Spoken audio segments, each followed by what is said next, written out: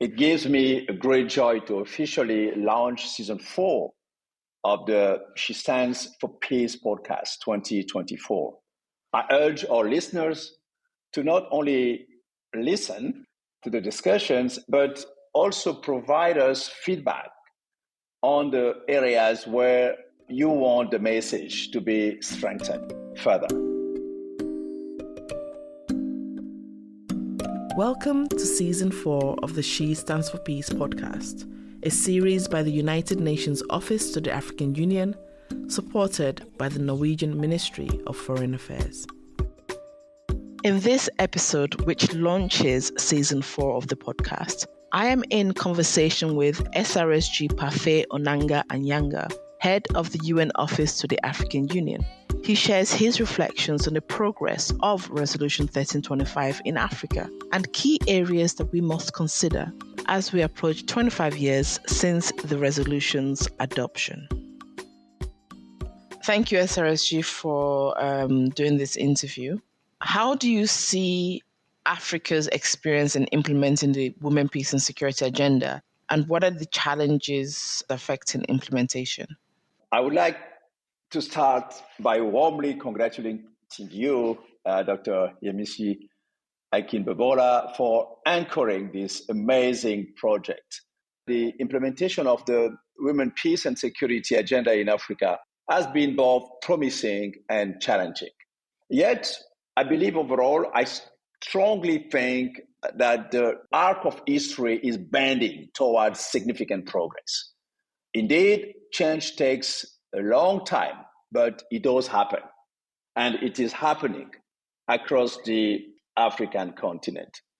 It is a fact, however, that deep-rooted social and cultural barriers, as well as the lack of decisive political action, continue to hinder lasting change.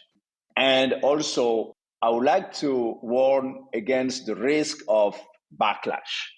Moreover, the compounded impact of the cascading challenges facing the continent, including conflict, economic recession, poverty, and climate change, affect primarily the most vulnerable populations, particularly women and girls.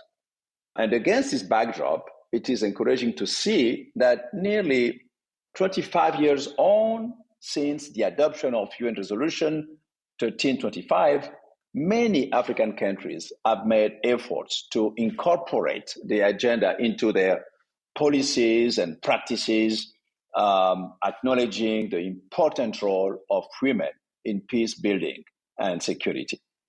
A lot of work has been done in this region, and it is, as I said, still ongoing. Consequently, there is, I believe, a better understanding of the relevance of gender perspectives within the overall international peace and security discourse. In fact, both at regional and national levels, African member states within the United Nations have demonstrated their commitment to this agenda. This includes providing legal and policy frameworks, namely through the adoption of regional and national action plans. To date, Africa has 6 regional action plans and 35 national action plans to implement Resolution 1325. This is a clear demonstration of political will on the continent. But you can also mention effort to establish institutional mechanisms for implementation of the WPS agenda. In some countries, like Kenya, the coordinating function is based in the office of the president. In Ethiopia, it is a Ministry of Peace, while in other countries, the Ministries of Gender and Women's Affairs take the lead in coordinating implementation. However, we have to acknowledge that you still have significant challenges. And these, of course, include climate security and violent extremism, climate change, the increasing number of refugees and internally displaced persons and violent extremism will require special attention. I was just reminded that climate change alone actually produces 3 times more displaced people, internally displaced people, than conflict.